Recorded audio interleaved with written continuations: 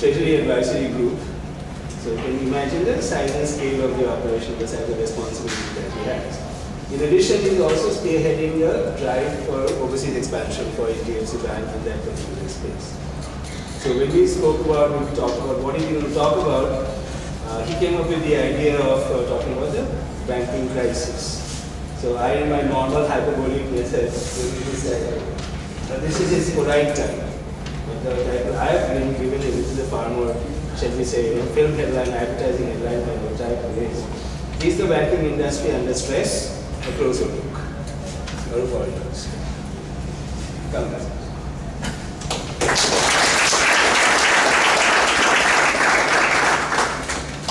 Thank you. So I think let's make it more interactive. I have a few slides with me, but the effort or the effect will come out only if it's much more interactive, and please feel free to ask questions and stop me wherever you feel it is required. The slide actually starts with what went wrong and what actually India did right or India did wrong to come out of this so-called mess, and whether we are really out of it. I don't think we are out of it, so let's not get into that part at this juncture. The next few slides are actually going to run you through as to what exactly happened as events in the last couple of years.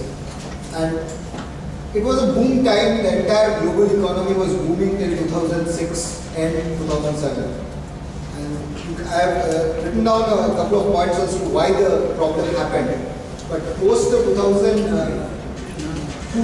problem of the Y2K boom and then the dot-com failure, it was happening in US, but I don't think anybody outside US was really paying attention. And we continued to show healthy growth numbers. We continued to focus on stock market reaching 25,000 in a few months' time, and we continued to have inflation as the key problem in India, not realizing that there was a major problem looming large globally somewhere. June, Bear Stearns suspended their redemption. Again, got the news items got spoken about in CNBC, in the various other financial channels, and then died a natural death. No one bothered. Till 2008, the Bank of England nationalized Northern Rock. Even when Bank of England was nationalizing Northern Rock, and Northern Rock was one of the very large banking bank and financial institution in UK, and it was but natural that if they are nationalizing such an event is happening in UK, which is a complete capitalistic society, there is obviously a problem which is seething under the surface. We as a group, as an organization, or not as an organization, rather as a world, we were not paying the adequate attention which was required at that time. And we were letting it sink in the manner. Then 2008, couple of things happened. One of the key features, and I have noted down the points, one of the key features was Bear Stearns got acquired by JP Morgan. Now, Bear Stearns was one of the top-notch investment banks in the world. And you were really one who would look forward to a career in a Bear Stearns kind of an environment. That got acquired by JP Morgan for $30 billion. $30 billion in that kind of a situation is not a significant quantum. So obviously there was a complete erosion of value in Bear Stearns when it was getting acquired. Bank of America acquired Country Financials. So you could then identify that there are these large banking corporations in US which were being allowed to acquire the slightly softer targets at that juncture. And it was also giving stability to the financial market. The slide is not part of the presentation. That line is part of the Then came the September 2007, and that is where the real crisis hit. September 2008, when Lehman Brothers failed. Yeah. The big question, they allowed Lehman Brothers to fail. What if they did not allow it to fail? How do you define they allowed Lehman Brothers to fail? Government had the control to see that it did not fail and possibly nationalize it or whatever. The question is, you do a nationalization in order to protect something. And if you get into the situation of what Lehman Brothers was, if you want to do a nationalization and take that kind of debt on the books, who would it have served except for probably some of the shareholders of Western? Because of the psychological effects. that's what I'm saying. The psychological effect would probably have been much worse. See, Western failed. What was also, sorry, not Western, Lehman failed. What was also happening parallelly was that once Western had been allowed to be taken over by JP Morgan, and it was on the backing of a line opened by US Fed to JP Morgan. US Federal had opened the window of $30 billion takeaway for JP Morgan, and that's why JP Morgan could acquire it. Fed had already given an indication that they were ready to support if required. It was also becoming a situation that too big to fail concept was coming in. Maybe even, what happened inside federal headquarters is something which I can't comment, but maybe it was one of the ways of saying also that, we are not giving a blanket carte blanche that everything will get supported. Because 2007, when Western was allowed, to September 2008, that's almost a year, I don't think too many business houses have changed their strategy or policies. Citi was continuously under stress. UBS was writing down billions of dollars, and they have written down $50 billion, which probably is something which could buy off 5 Indian large-size nationalized banks from a market cap perspective. So, what I'm coming from is why they are allowed to fail is I don't know. But yes, there is what US Fed has come back and said repeatedly is it's not that we allowed it to fail. It is a conscious financial decision because of which this happened. It happened for good. The correction part after it. I don't know whether it happened for good or bad. It really led to chaos. I don't know what was the background to it. There are many theories, there are many rumors, there are many views as to why Fed allowed it. One goes back to LTCM also, and it's conjecture at the end of the day. So unless you are in the Geithner's role or a Bernanke's role, you won't be able to comment as to why they took the decision of what they took. The net result was Lehman failure. And Lehman failure was something which I don't think anybody had anticipated. 1930s was history. 30s there were some 1,000 odd banks that failed, and it was a collapse which people had lived through. But 70 years or 80 years later, no one would ever believe that. Every concept was spoken as size is big. So if you create a size, it will not collapse. After Lehman failed, government took action, government opened up, like Goldman and Morgan were allowed to convert to bank holding companies. Any reason why they were allowed to convert to bank holding companies? What do you guys think? Why did the government insist they should move to bank holding companies from investment bank? Frustration of people now.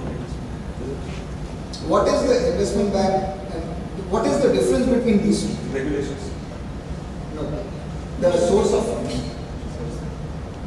Once you become a bank holding company, you get retail money, which is much more stable, which brings your cost of funds down. You get savings account, current account. The current account, savings account, you may use it, but even then you have enough money left in the bank, and you don't put everything into fixed deposit.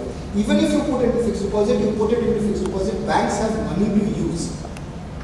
An investment bank, which is typically the way Goldman would have operated prior to this collapse, is something where they take short-term deposit or they take bulk deposit as the source of funds. So that is the key difference why they were forcing companies to become bank holding companies. Merrill Lynch was acquired by Bank of America. Now, while this was happening, Fed was also releasing funds continuously into the system. Along with the US Fed, all the other central banks opened up their taps for liquidity. Sorry. This is a screensaver.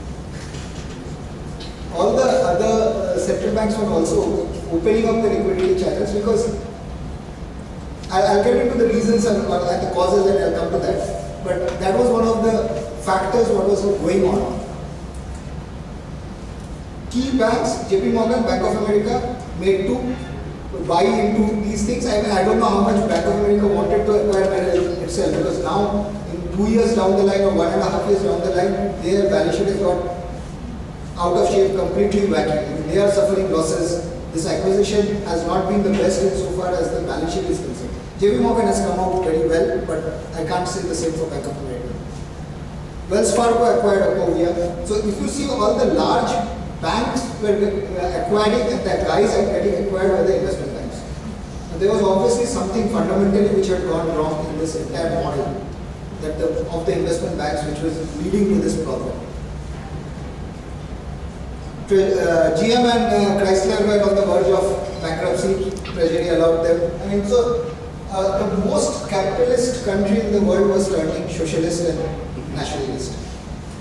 That obviously led to the Democrats winning the election also, very conveniently and very good, or rather in a very easy manner. 2009, we have seen a lot of things which are still continuing. There was a stress test done. The stress test results have come out showing that the banks can sustain it. TARP funds have got released. I wanted to know what is this stress test. I read it many times.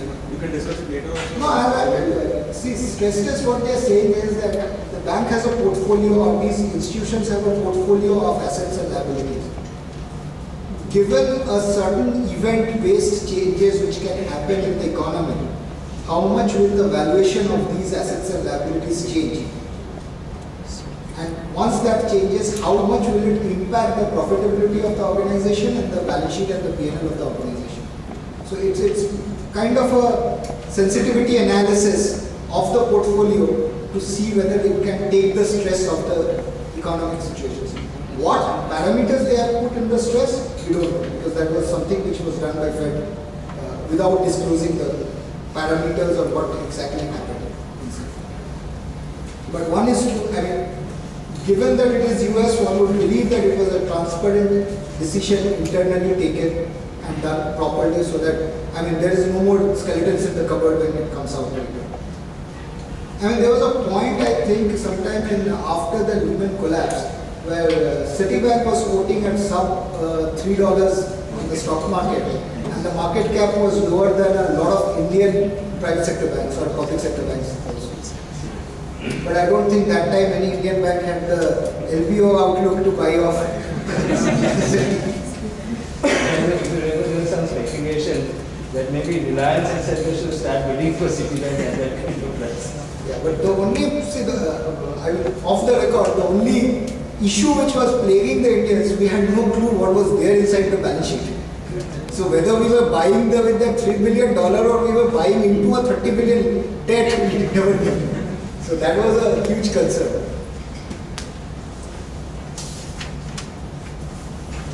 Now this is the key. I mean, what I told you were more the incidents which happened.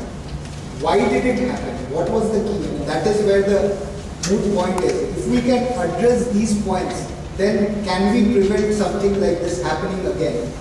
Is the learning which one has to take away from this. Number one was low interest rates.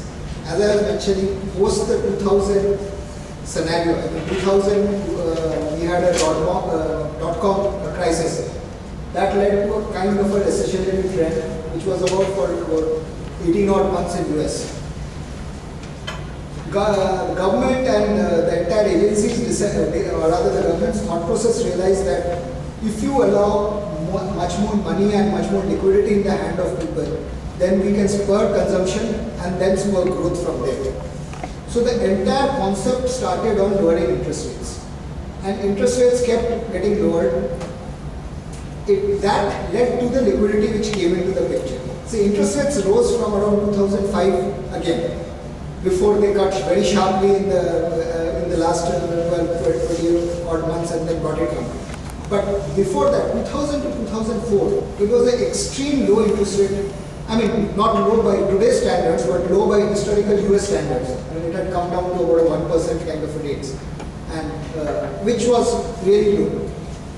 So that gave people the money to increase consumption. Savings rate in US had collapsed. I mean, it was negative kind of a savings rate. US Why I'm saying had, because now things are changing. People are going back into savings. India has always had, anybody knows India's savings rate? 23 odd percent. 40% is crowd up investment. If you save that much, then you are reducing consumption. If you reduce consumption, you are obviously the production will also get impacted because your demand is not there. So it will drain out here. Now 20-23% conventionally is not a very healthy savings rate. It should be still lower for growth. But anyway, after what has happened, I think 20% we are looking. China and Germany have a very high savings rate. So how do they sustain? China, I don't know what they have. I don't know because China numbers one can't comment. Germany, there's a difference. Germany, the population is very low. So with that kind of thing, and it's a free convertible currency with the free capital inflows which are allowed.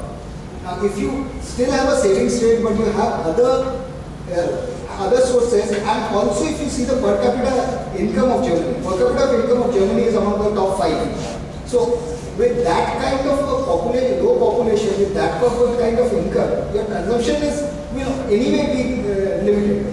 German economy also survives more on exports than on domestic consumption, which unlike US is not exactly an export-driven economy. It's a very local consumption. So is India. China, I can't comment that. I stand on my stand. Now, what was happening because of this excessive liquidity? People started feeling. You get into a sense of complacency to say that you really don't get the idea that things can go bad. To give you a parallel, today we are back at 17,000 on StockX. I think there is still a risk one runs, but everybody has started talking about 21,000. Today, just before I came, I read some article which said 21,000 by January. And we seem to have completely forgotten the last 1 months. From 8,000, we have completely forgotten the pain which one went through. Now, that complacency sets in, then you start leveraging yourself. And leverage is something which has really been a key to this entire problem. Simple leverage is, I have a job, I go and borrow from the market to buy a house, I take a housing loan, I borrow that. I have created an asset, then I decide I will leverage myself, so I will give this asset on rent and I will go and buy another house. So I take another loan and buy another house. Now what has happened is, because my first loan is getting serviced from the rent, from a cash flow perspective, I am really not, I'm neutral. So the first rent cash flow is taking care of my first loan, and my salary again will take care of my second loan. And this can go on multiple times. I was just giving it 2 times. When and if the job becomes a problem,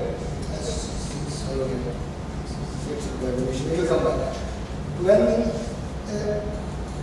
the job becomes a problem and I'm without a job or something, then it leads to a situation that my salary starts getting hit. If I can, and then obviously that. So obviously the funding which I am doing for the, or rather the loan repayment which I am doing for the second loan, I can't do. I have to sell off that asset. Now, if it becomes an individual problem, it can happen easily. But if it becomes a problem, if it becomes a problem for the economy as a whole, and more people start losing jobs, then it just a minute.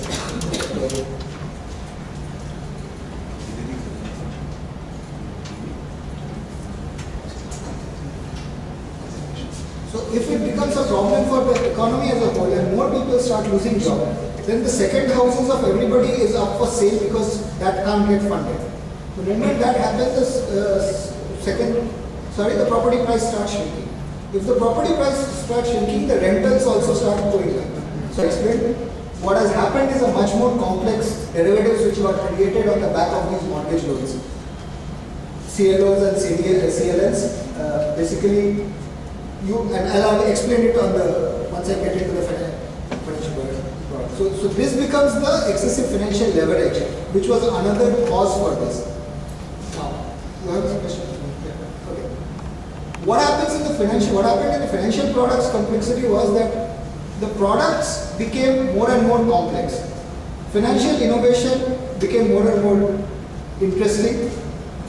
A lender would give a loan to people, then he would decide to sell off his liability, or rather his asset. I have given a loan to you guys, then I decide that I will want to leverage myself, so I'll sell this loan off. I package this loan. If I sell this loan off, can I get a glass of water? If I sell this loan off, I may not get the same yield as, because you may or may not be a borrower which he may like if I want to sell it to him. So I have to package it in a manner that I sell it as a basket or a bouquet of lenders who I am selling off, and then the guy who will default first, he will not get that much money, but the rest money will get. So it becomes a first to default, credit default swap kind of a thing. I mean, credit derivative is a full course which one can get into. I'm just explaining on a very periphery basis things which would have happened. So that led to a lot of financial market products and led to a lot of leverage which kept coming. I have 100 rupees, I lend to him. He borrows 100 rupees, I package it, sell it to him. I have a 10% yield here, I give it to him at a 9% yield, I have kept my 1% yield, I have got back 100 rupees. I again lend it to another person. So I was creating a money supply which was not getting created by the central bank. So what was happening, financial markets was adding to the liquidity which was already being added by the central bank. So that led to further liquidity, further cheap money in the hands of people. Which also led to a fact that what you saw in the excessive rise in the commodity prices. Because what happened was people had money. So they were looking for different assets to invest. Financial assets became a passive. So what next was oil, gold, and everything like this became assets which had to be acquired at and looked at. So gold, oil goes from $30 a barrel to $147 a barrel. Is there a demand which has increased in the oil? Very marginally. When during the Olympics in Shanghai, and then after that the demand came down. Supply, any constraint in supply has happened? No constraint has happened. More refineries are coming in. Why is the oil price going up? I mean, it belies the conventional economic theory. That was because people were not holding physical, but speculating through financial markets. So, same is happening with gold now? Same is happening with all the commodities back now. See, gold has a very slightly different approach also, because gold also, what happens in gold, what happens is gold also becomes a safe haven investment. When every other asset classes can collapse, you know that if you have a physical gold, it will still have some value. At the end of the day, a paper note may not have some value, but the gold as an instrument will have some value. So that's why gold in the recent move is not so much of an asset play as a flight to lowering of risk. Because now again the riskiness in the market is coming back. Would you say that this was happened because the regulation in the banking sector or the US was not so regulated as compared to India, which is much more regulated? I won't agree on that. I don't think so. See, regulation is something which has both a positive and a negative connotation to it. Even now, today, US has not gone into some kind of a regulation which needs to be enforced in Toto or something. What probably could have been done was better management at organizational level. More corporate governance would have probably a bit of a better. Just to add on to that, Yeah. this all process, it's not an overnight crisis. It has happened for the say 2 years. It started from 2007. So why did like the regulators, they got some kind of signal and they started controlling it. They didn't try to control that when it was building. This is an institution which collapsed, I think in late 90s, and it had to be bailed out by the US federal government taking help of banks. 2 years prior to that, the founders had got a Nobel Prize. So prediction, theory, everything is in hindsight. The Mark Nobiuses of the world can turn around and say that I predicted this downfall, but all that is in hindsight. See, conventional economics was breaking down. That's what I said. It was not a demand supply which was creating scenarios. You can't have a Keynes explain this. Conventional economics was completely breaking down. To answer your question, there was a seminar which I attended where Neil Kashkari was present. And Neil Kashkari is the guy who ran the TAP, that 800 billion package.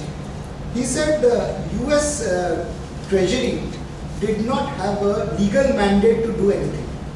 So if you see, even when the TAP was getting spoken, first Congress rejected it. Then they had to represent to the Congress just before Bush signed out. I think he signed it and the Congress approved it. So they did, though they were recognizing that something needed to be done. There was election on the horizon. So obviously, some politics takes precedence over a lot of other things, and they did not have a legal mandate to do anything. So unless you have a legal mandate, you can't do things. And with being the largest democracy, by virtue of size, if we believe we are the largest, then at least we'll have to go with that in that sense. Another problem which really impacted the markets were mark-to-market accounting. Now, what is mark-to-market accounting? Mark-to-market accounting says that any financial product which you hold, you should value it on a current market basis. Now, mark-to-market accounting is saying that whatever the valuation change, that should go and reside in your P&L, unless you follow a hedge accounting under IFRS and all that. Now, there were assets which were not liquid. How do you do valuation? Because you want to window dress your balance sheet, you could dress whatever way you wanted to window dress it and show either profit or losses or do whatever you did. So that was one of the key areas, and even now it is not a very clear thing. They are still discussing on whether they should have a mark-to-market accounting or not. The concept of mark-to-market accounting came after the Enron collapse, because Enron never had given a mark-to-market accounting, and whatever oil or commodity derivatives were residing on it were never valued. So when Enron collapsed, then SEC had brought in that everything should be mark-to-market accounting, and Europe followed it with IFRS and everything. The last one is what was the key post-Lehman. You had liquidity in the system, but you had lack of access to the liquidity because there was a trust issue. There was, and I'll get into the post-Lehman problem, and that is something which affected India as well. Now, I've explained the same points which I've already spoken. What was also happening on the properties which I explained, that some amount of overvaluation of properties had happened. So everybody was going and buying the overvalued properties, and when the prices collapsed, there was a real asset loss. Now, what started as a financial crisis entered the real economy because people started losing jobs, and today US has a 10.5% unemployment rate, which is extremely high. 10.5% unemployment rate is a defined unemployment as people who are looking for jobs. Then there's that ADIC report which shows the number of people who have part-time jobs who would love to get a full-time job. If you add that, the total unemployment is 22% in US. So that is not something which will be a headline number which will never, it's like the WPI and the CPI of India. You only see the WPI, you never know the control price index. To answer that whether government should have done, yes, the regulators did not look at the leverage. Today again they are looking at leverage, but there is no regulation which has come in. So that is what was happening. Can I ask a question over here? Regulation has not come over this. Is it because it's a political issue rather than an economic issue?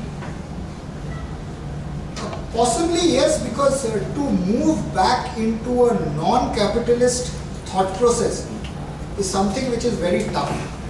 Having said that, today I think the retail individuals are looking for a regulation which can control the institutions, but they don't want a regulation at a retail level, because then their independence goes away. So it's a balancing act which is a very tough one. So that's why they are trying to force institutions, and wherever they have now invested money, they obviously have a much larger control, so they can control it. Like Fannie Mae and Freddie Mac. Anyone knows what is a Fannie Mae and Freddie Mac?